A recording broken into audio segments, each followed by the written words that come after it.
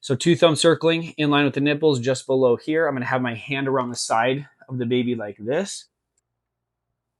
And then with that baby on a firm, flat surface, now my thumbs are in position, hands are holding the side. I would be standing and we'd be on the ground. Now we're just compressing. It's of huge importance to remember that when you're compressing, right, we're pushing blood down and up to the head and down the body. When we press, so blood circulates down. When we let go, in theory, it's coming back. So compression, release, compression, release, flow of blood out and back, out and back.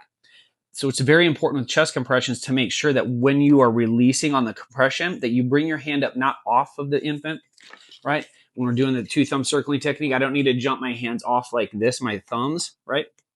Don't need to do this. But what you want to do is allow for chest recoil, proper chest recoil.